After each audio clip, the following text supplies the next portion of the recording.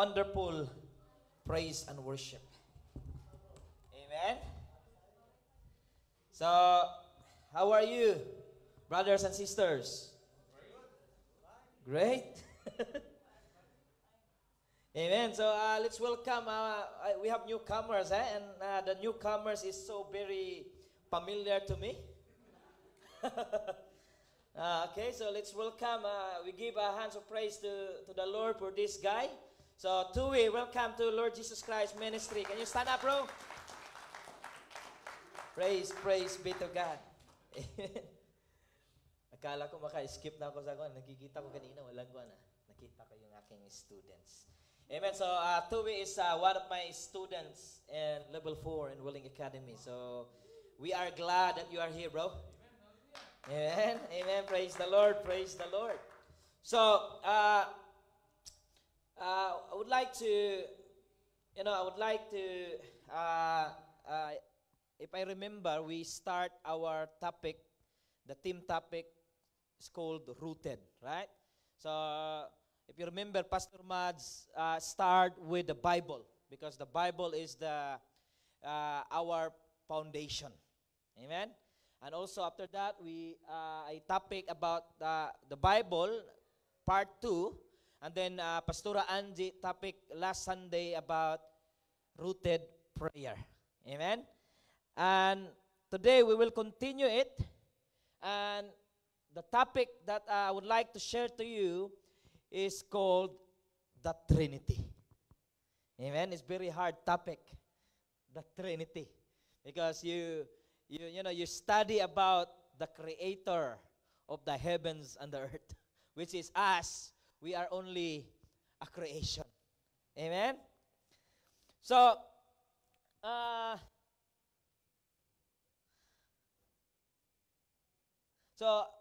but today I would like to tell you,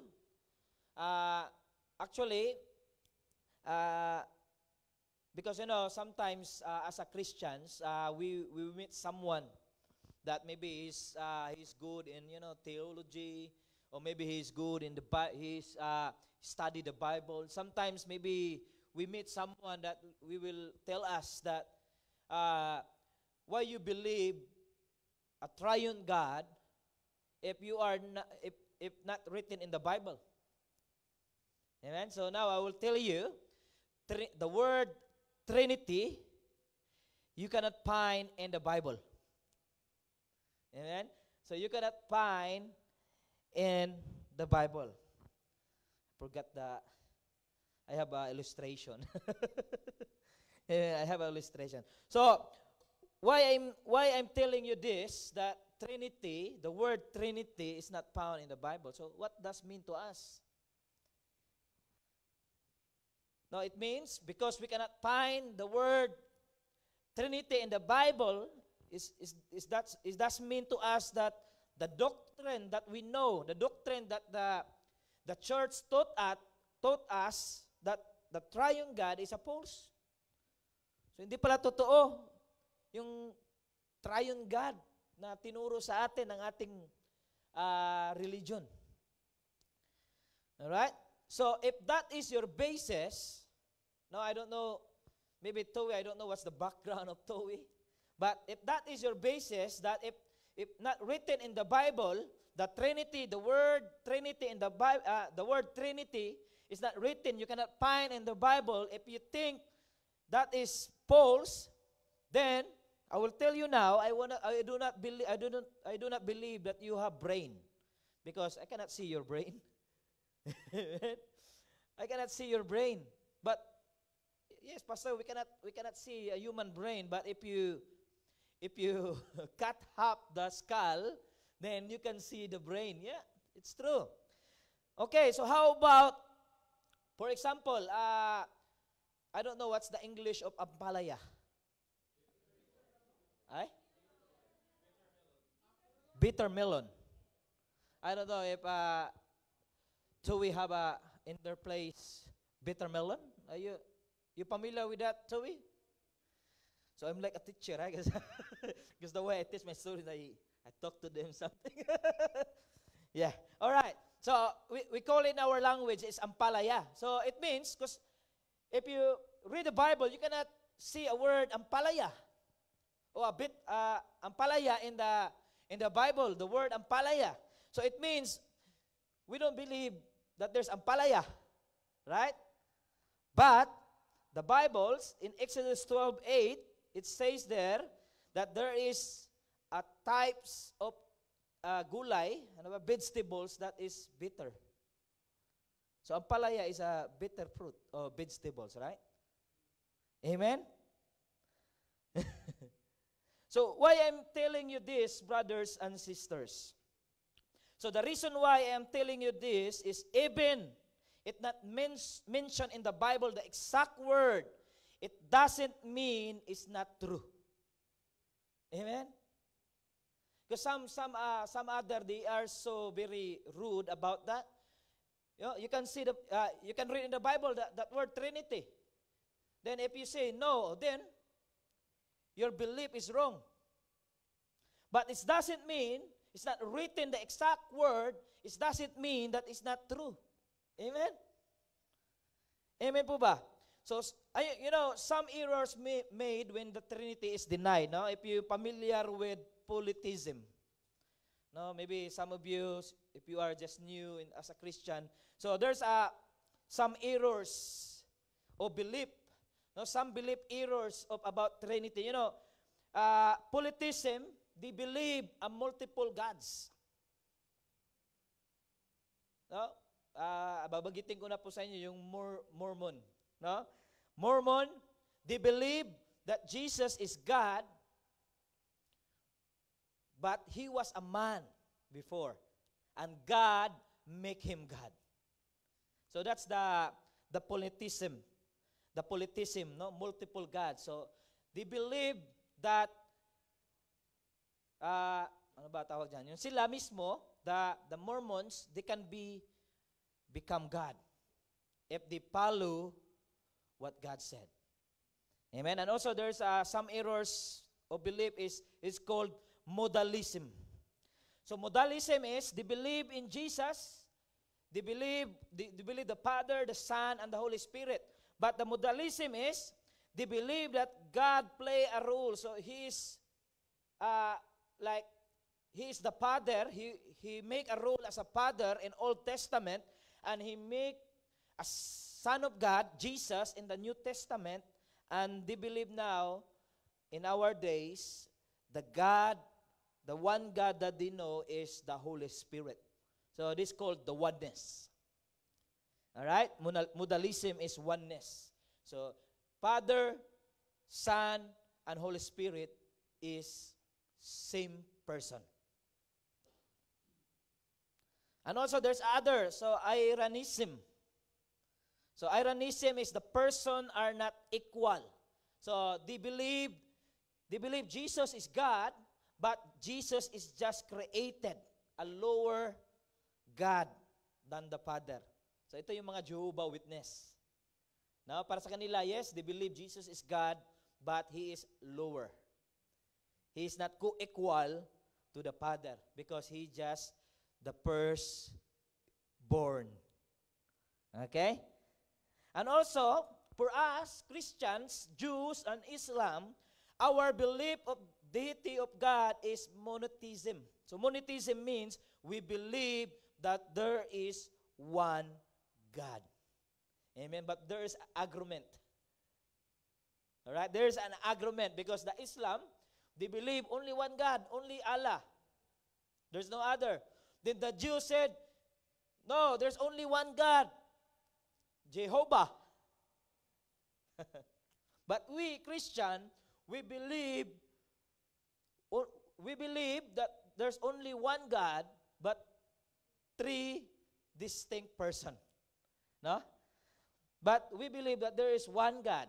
So that's the agreement. So now, I would like to maybe, sino bang may papel dyan? Papel. Kunin ko lang ito na. Okay, so just borrow this one. Okay, so I will show you some illustration. So if I put this down, if you look at that one, so I put it up. So you see something? You see something?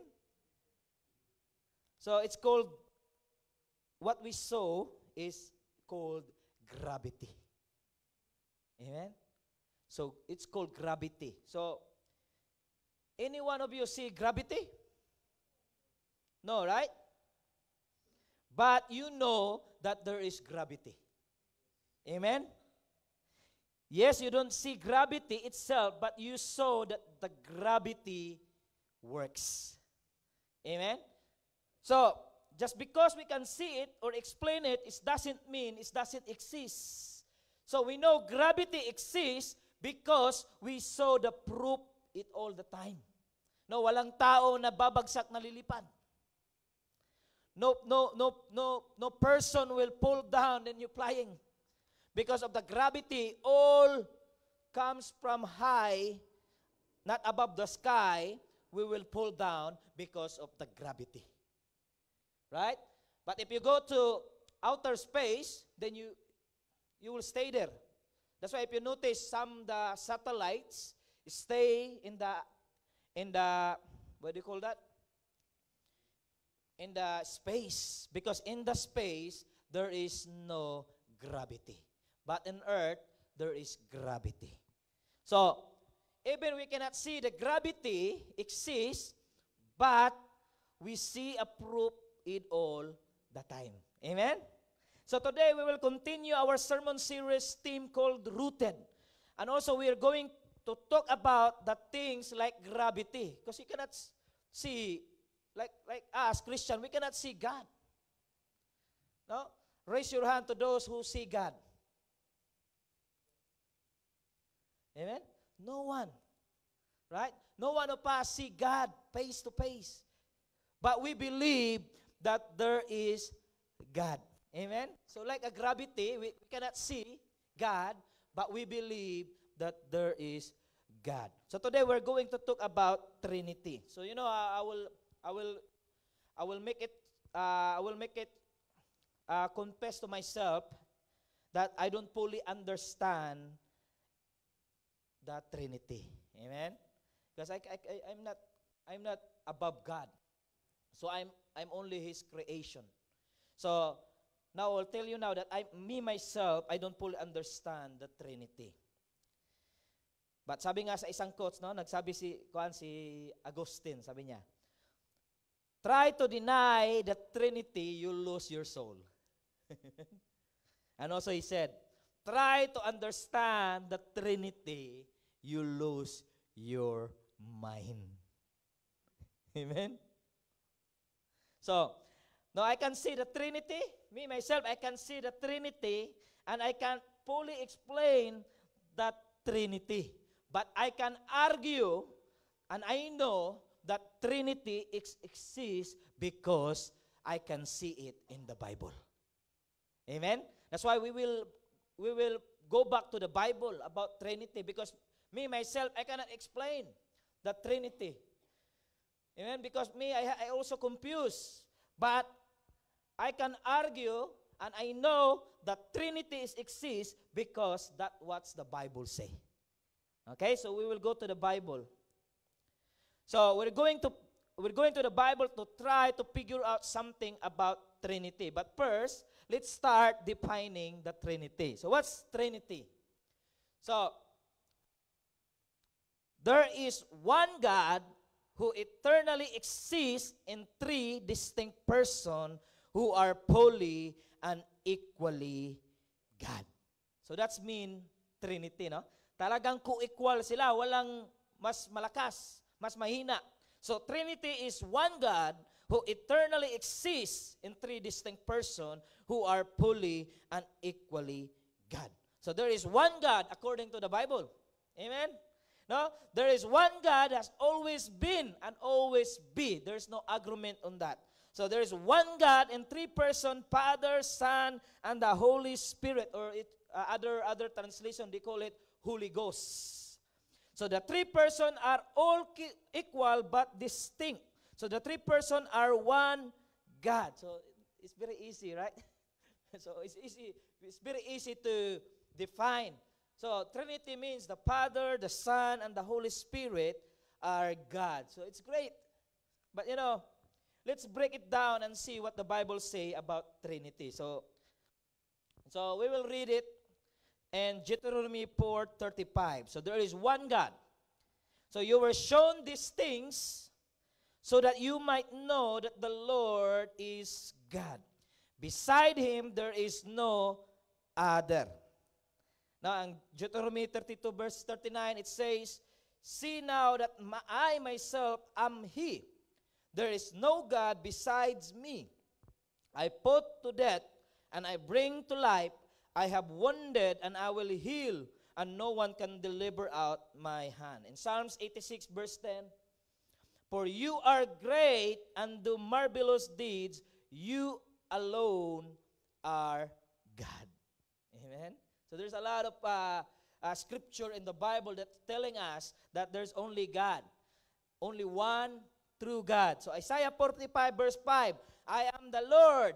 There is no other apart from me. There is no God. I will strengthen you through though you have not acknowledged me. 1 Timothy 2:1-17. Now the King, eternal, immortal, invisible, the only God, be honor and glory ever and ever. Amen. So it's very clear in the Bible that there's only one true God.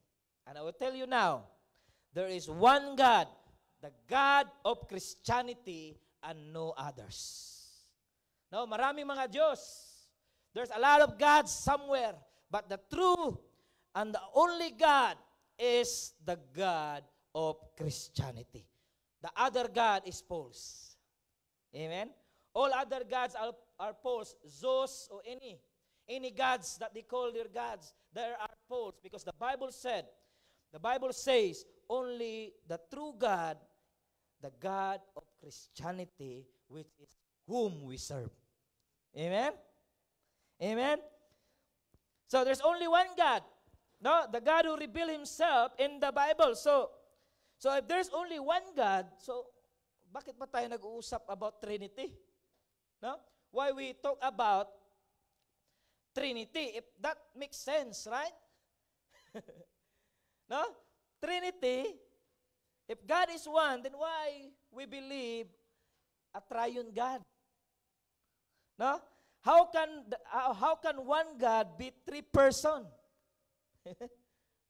No, bakit isa lang ang Diyos pero bakit tatlo?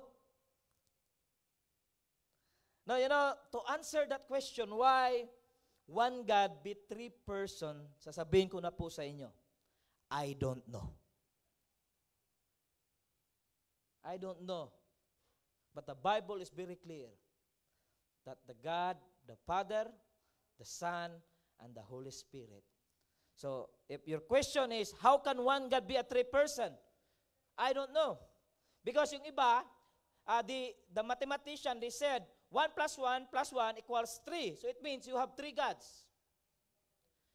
Then the other, they said, no, it's multiplication. 1 times 1 times 1 equals 1. Huh? Yeah, they are true. Right? So 1 plus 1 plus 1 equals 3. 1 times 1 times 1 equals 1. Tama naman, di ba? It's very true, right?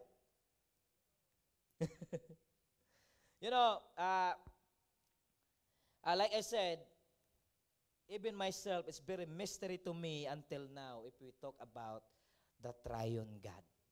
Pastor, kung hindi mo pala alam, hindi mo pala ma-explain yung triune God, bakit ka pa nagtuturo ngayon? Amen? No? So, how God exists at three person? So, yan ang tanong.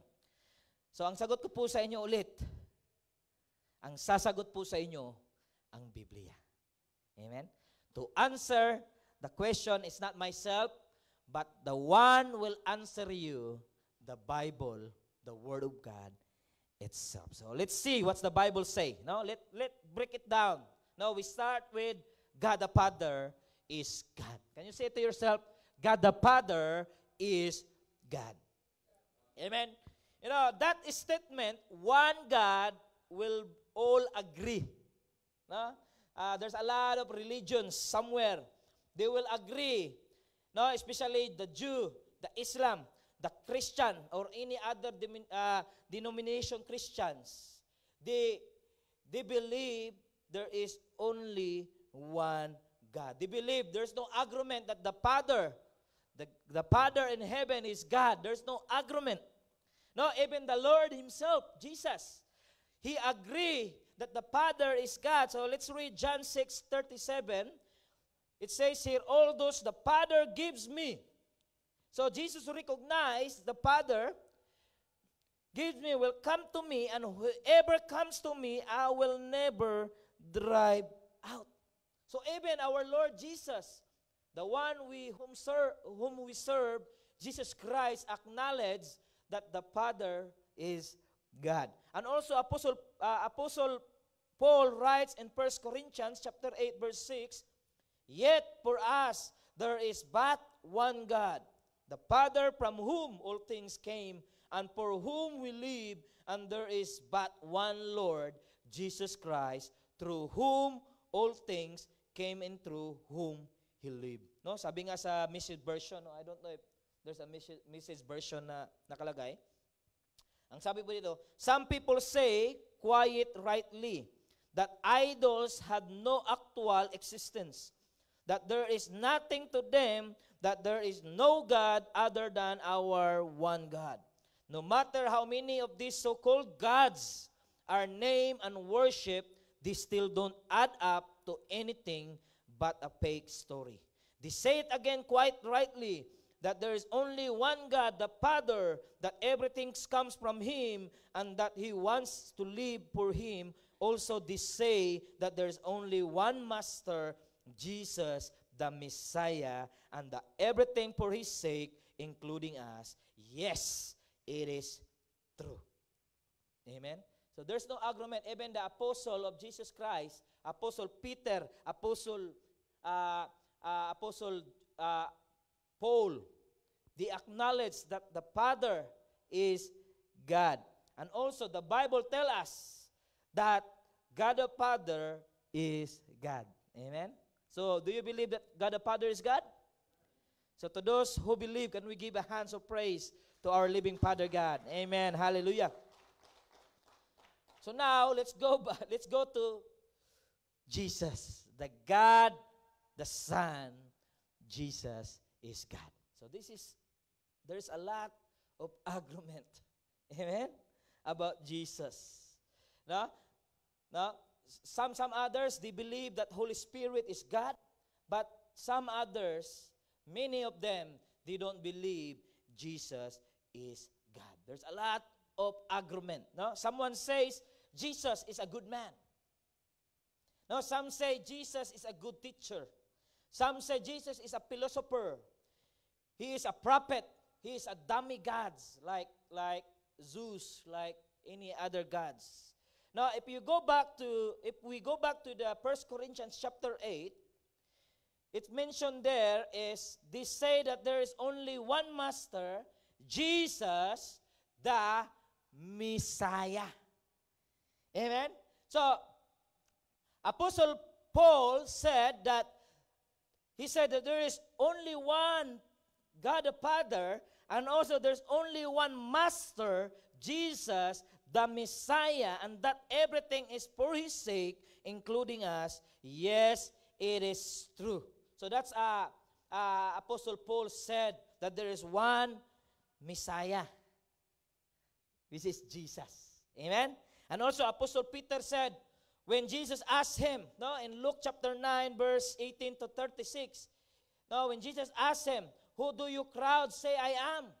So Jesus himself asked his disciples, including Peter, he said, who the crowd say I am? So anong sabi ng mga ibang tao tungkol sa akin? Ang reply nila, some say you are John the Baptist. Some say you are Elijah, and still others, the one of the prophets long ago has come back to life. Amen. But that saying is not from his Jesus' disciples. It came from to those who don't believe in Jesus. Amen? So it's not new for us. And in our time today, it's not new for us because there's a lot of religion now. They reject our Lord Jesus Christ. Then Jesus asked Peter, Peter, but what about you? Who do you say I am? Peter answered, God, Messiah. Amen?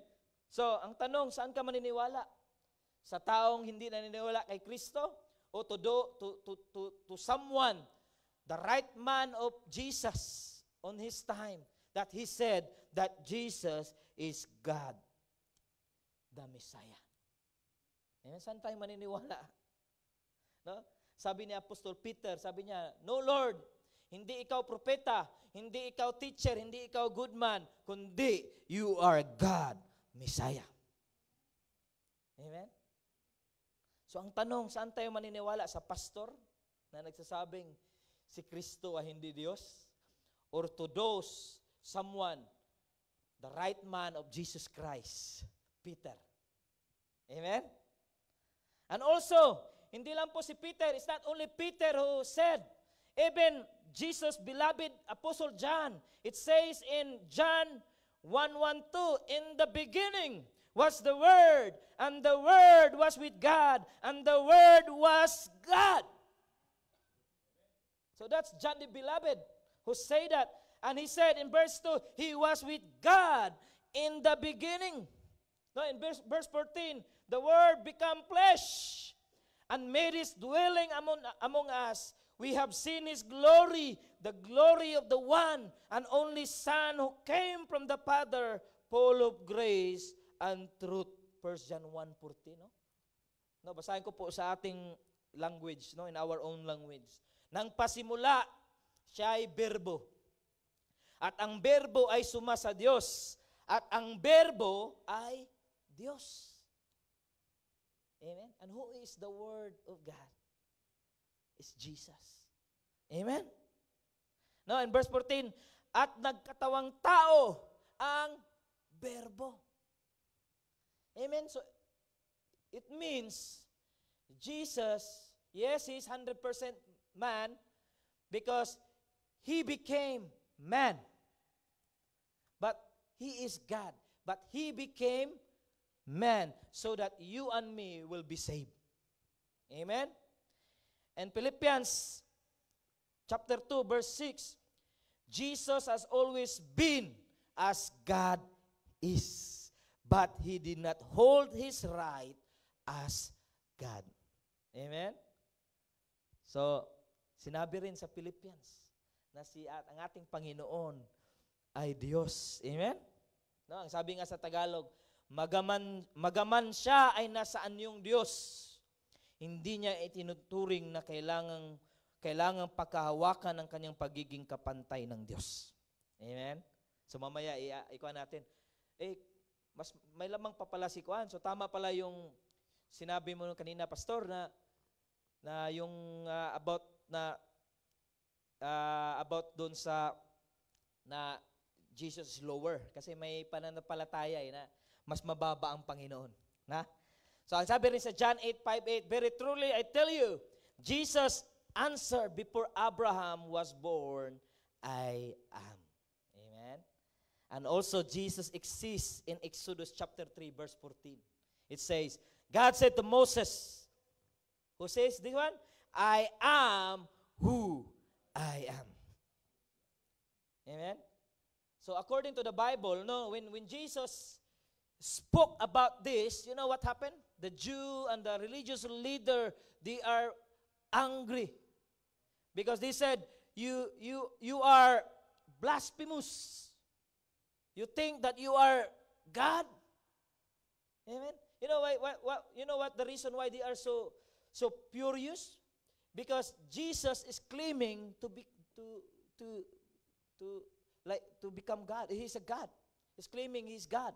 Amen. And it says, no, like for example in Mark some men came bringing to him paralyzed men carried by four of them. Since they could not get him to Jesus because of the crowd, they made an opening in the roof above Jesus, and by digging through it, and when lowered the mat, the man was laying on. When Jesus saw their faith, he said to the paralyzed man, "Son, your sin are forgiven." You know what's the crowd say, the religious leader?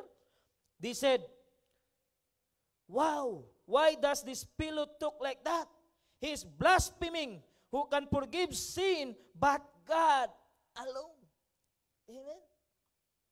So it means, yeah, the religious leaders is right that only God can forgive sin.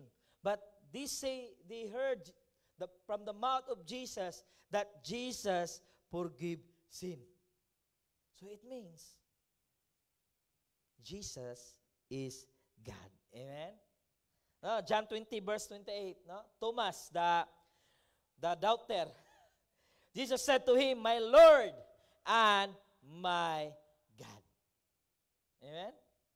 And after that text, Jesus never told Thomas, "Thomas, don't worship me. Thomas, no, I'm not God."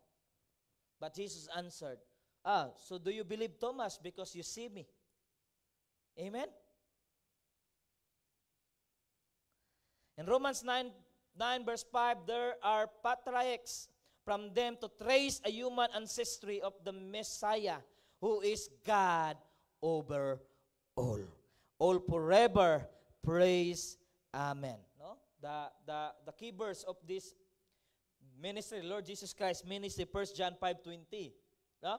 We know that all that the Son of God has come and has given us understanding so that we may know Him who is true. We are in Him who is true by being in His Son, Jesus Christ.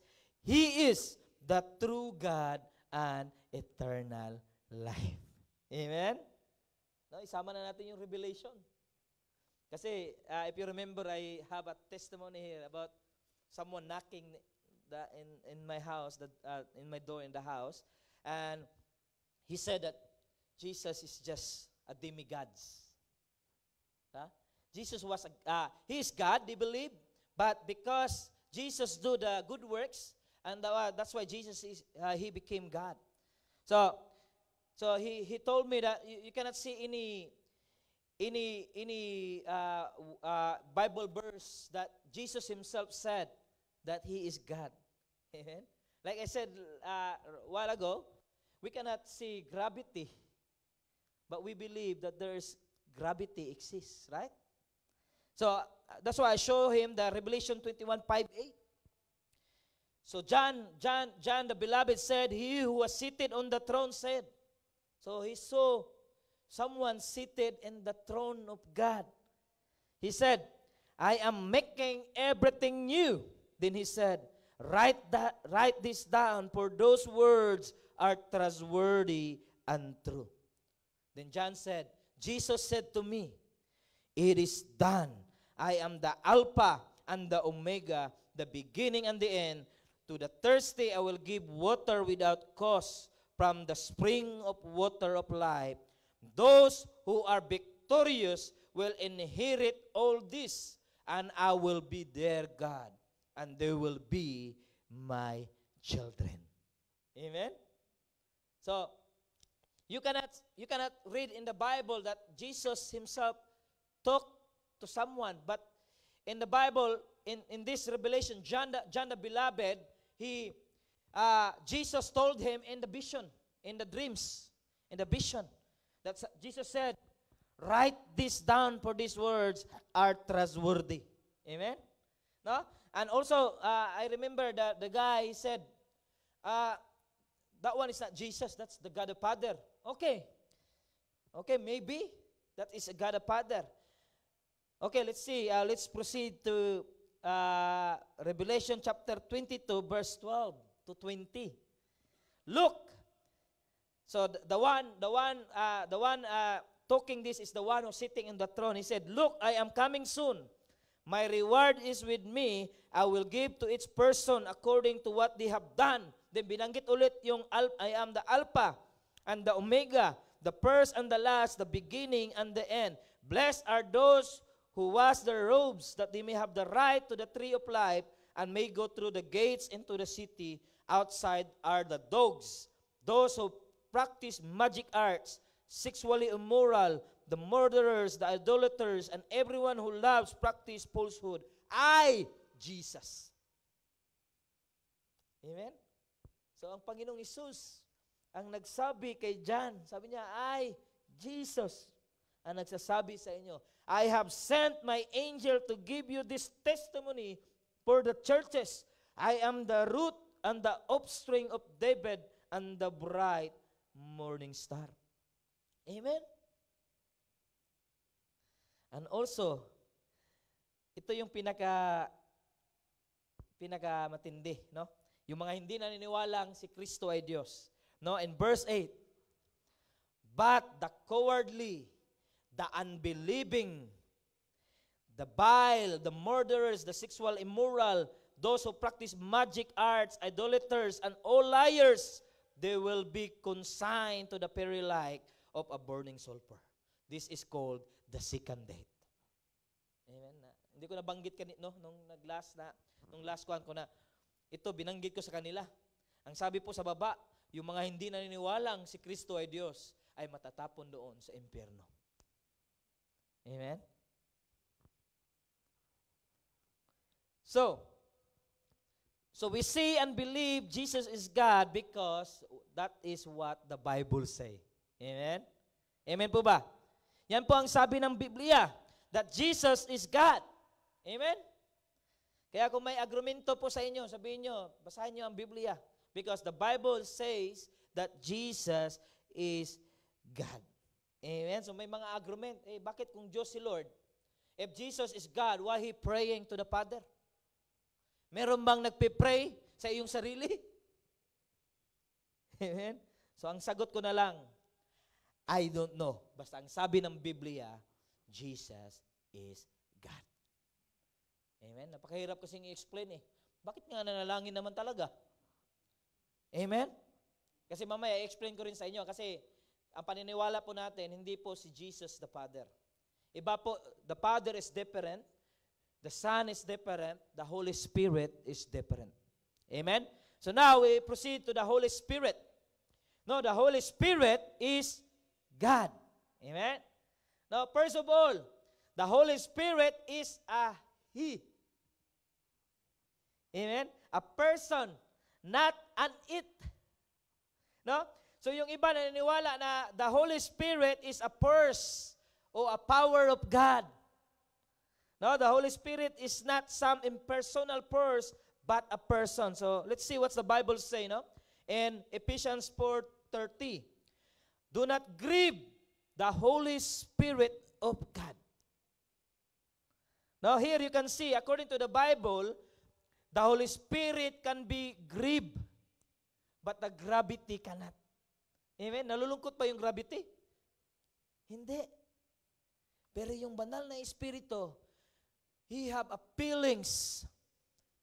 He can be grieving. Amen? No, ang sabi sa Acts 7 verse 51, you stiff-necked people, your hearts and ears are still uncircumcised. You are just like your ancestors. You always resist the Holy Spirit. So it means the Holy Spirit can be resisted. No, kuan ba yung, di ba yung person, pwede mo siyang itakwil. Pwede mo bang itakwil ang gravity? Hindi, di ba? Pwede mo bang itakwil yung electricity? Hindi. Kasi kung itakwil mo, baka makuhan ka, makurinte ka. Kung itakwil mo yung gravity, do you believe, there's no gravity? I can go to the airplane. I believe that I will go up, not down. But hindi ka sasantuhin nung babagsak ka, patay ka. Amen? But the Holy Spirit can be resisted. No, ang sabi rin sa Hebrews 10:29, how much more severely do you think someone deserve to be punished who has trampled the Son of God underfoot, who has treated as an unholy thing the blood of the covenant that sanctified them and was insulted by the Spirit of grace. So the Holy Spirit can be insulted, but you cannot insult electricity. Amen? Kahit ano pang pagmumura mo dyan sa electricity, hindi mo yan maiinsulto. Amen? So first of all, the Holy Spirit is a person. Amen? The Holy Spirit is God. So let's read 2 Corinthians chapter 3, verse 17 to 18. So, now the Lord is the Spirit, and where the Spirit of the Lord is, there is freedom. And we all who with unveiled faces contemplate the Lord's glory are being transformed into His image with ever-increasing glory, which comes from the Lord. Who is the Lord? Which comes from the Lord, who is the Spirit. So the Lord is the Spirit. Amen? So pwede tayong Lord the Father, Lord the Son, Lord the Holy Spirit.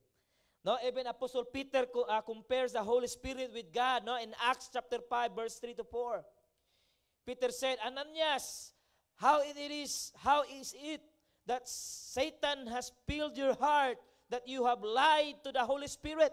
So Peter said to Ananias that you are lied to the Holy Spirit and keep yourself some of the money you received for the land.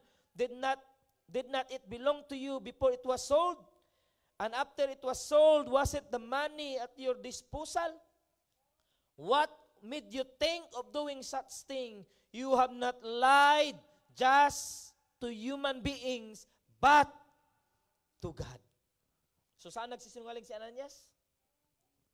Sa Holy Spirit. At binanggit ni Peter, you are not lied to the human beings, but to God. Amen? So, why we say and we believe that the Holy Spirit is God? Because that's what the Bible say. Amen? So, kung may mga tanong pa sila na argumento, basta kami, we believe, we, Christian, we believe that the Holy Spirit is God because that's what the Bible say. Amen? Okay, now, let's look sometime when the Trinity is together in the Bible. Because, we Christians, we believe the Trinity is one God in three distinct persons. So now, if they are one God and three distinct persons, so it means wherever God is, they are one.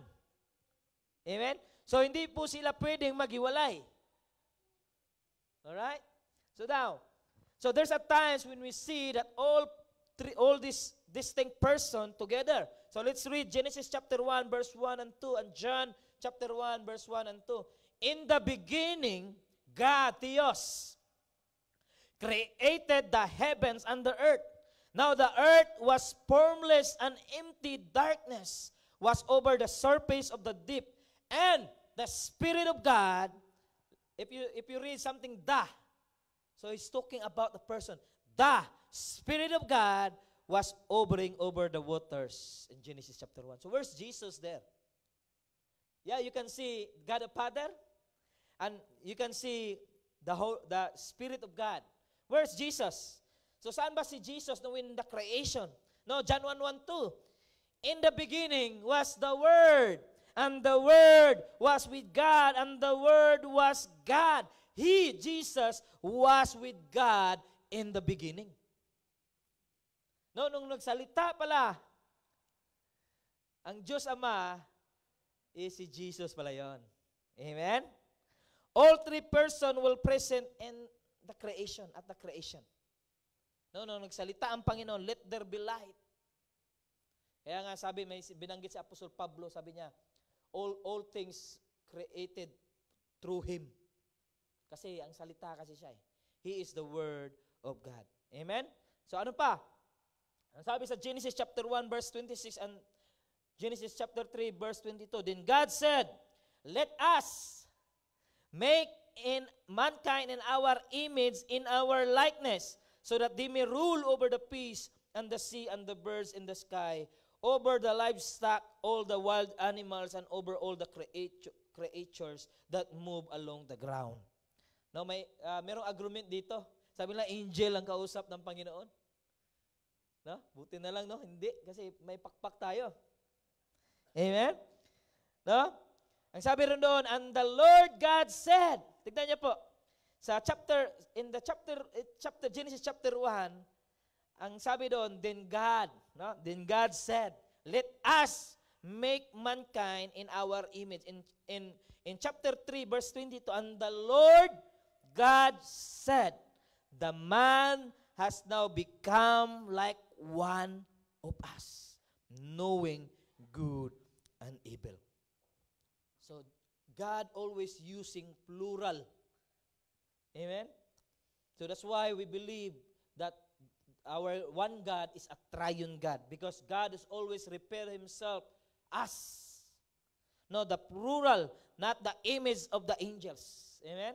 So there's another scripture in Luke chapter 4, verse 18-22, and Isaiah 61, verse 1. So the reason why I put the New Testament and Old Testament, so that there's a cross reference. Amen? Sometimes kasi, marong context ka kasi wala kang pagbabasihan sa Old Testament. So, in Luke chapter 4, verse 18-22, and Isaiah 61, verse 1, the triune God is present. No? It says there, the Spirit, no, the Holy Spirit of the Lord. Amen. The Father, the Lord is the Father, is on me. So ang Panginoong Isus nagsabi, ang sabi niya, the Spirit o the Holy Spirit of the Lord o the Holy Spirit and of the Father is on me, Jesus, because He has anointed me to proclaim good news to the poor. He, the Father, has sent me to proclaim freedom for prisoners and recovery of sight for the blind, to set the oppressed free, to proclaim the year of the Lord's favor. Then He, Jesus, rolled up the scroll, gave it back to attendant, and sat down. These eyes of everyone in synagogue was fastened on Him. He, Jesus, began by saying to them, today, this scripture is fulfilled in your hearing. Now all spoke well on Him. No? And all the people is amazed. They were amazed at the gracious words that came from His lips. Tapos nagtatanong yung mga teacher of the law. They said, isn't this Joseph's son? Jesus? Amen? So, if you notice here, the triune God is present. The Spirit and the Lord, the Father, and Jesus. Amen? Now, and also, if you read it, Isaiah 61, verse 1, the Spirit, one God of the sovereign Lord is on Jesus. Amen? Because the Lord has anointed me to Jesus to proclaim good news to the poor. He has sent me, Jesus, to bind up the brokenhearted, to proclaim freedom for the captives and release from darkness for the prisoners. Isaiah 61 verse 1. Even on that time, Jesus is not born yet as a human flesh. But already in Isaiah, it's already, they include Jesus. Amen? So all three are present at that time. So, we see all the three persons of our one true God present at the same time. So ngayon, ang tanong, so paano natin i-explain ngayon, Pastor? Kasi one God pero triune God. So, ito na po ang aking conclusion, no? Pasensya po, marami tayong binabasa na verse because kasi ito ngayon, hindi ito parang nagkuhan tayo, parang ito is talagang pag-aaral. Amen? Pag-aaral po, dapat may ebidensya. Amen? So this is my conclusion. The Father is not the Son, nor the Holy Spirit is not the Son, is not the Father nor Holy Spirit, and the Holy Spirit is not the Father, not the Son. So magkaiba po sila. Amen? Magkaiba po sila. No? Tandaan rin po natin mga kapatid, the Trinity is not the belief that God is three persons, and only the one person at the same time in the same sense. Rather, it is a belief that there is three persons in one nature. Amen? No, for example po, illustration, no? Minix up ko yung mga verses, no? For example, God is the head of Christ. 1 Corinthians chapter 11 verse 3. No one has seen God at any time, the only begotten Son, only the begotten God who is the bosom of the Father. He, Jesus, has explained Him. No, Jesus is the revelation of the invisible God. Amen? John 1:18, no? Ang sabi doon sa John 3:16, for God so loved the world that He gave His only begotten Son, that whoever believes in Him shall not perish but have eternal life. Eternal life. Ang sabi rin niya, when the Helper, Jesus said, when the Helper comes, whom I will send you to from the Father, that is the Spirit of truth that proceeds from the Father. He, the Holy Spirit, will testify about me. Sabi ng Panginoon, yung Banal na Espiritu na isisenya, ang Panginoon, ang trabaho niya is to reveal the Father. Right? The work of our Lord Jesus Christ is to reveal the Father. And the work of the Holy Spirit is to reveal the Son of God. Amen? He will testify, sabi ng Panginoon, He will testify about me. John 15 verse 26. Amen? So ngayon, ang tanong, the question is, pwede ba nating paghahawakan that we Christian, we believe that there is only one God, true God, but three distinct persons. Amen? So, bakit natin paghahawakan ang salita ng Panginoon na sabi niya, He is a triune God because ito yung sabi ng Biblia. Amen? So sometimes hindi po natin maunawaan minsan kasi malawak po si Lord. No? We are all a creation being. No, hindi natin kayang tapatan ang kanyang mga iniisip. Kaya minsan, kung may magtatanong sa atin, sabihin na lang natin, basta sabi ng Biblia sa Diyos, maniniwala kami. Amen? Minsan marami pa kasi mga argument, Marami silang mga verses. Pero tayo, meron naman tayong mga verses na nagpapatunay na there is one God, the Father, the Son, and the Holy Spirit. Amen? So, pwede po tayong tumayong lahat. At praise the Lord. Thank you po sa lahat. At nawa ay meron po tayong natutunan ngayong gabi. At nawa ang natutunan nyo ngayon ay hindi lang po ito ay makalimutan natin, kundi dapat nating tandaan lagi sa ating puso at sa ating isip that we believe that there is one God, one true God, the God of the Christianity, which is the Lord the Father, the Lord the Son, and the Lord Holy Spirit. Amen? Muli po, bigyan po natin ng papuri si Lord. Hallelujah.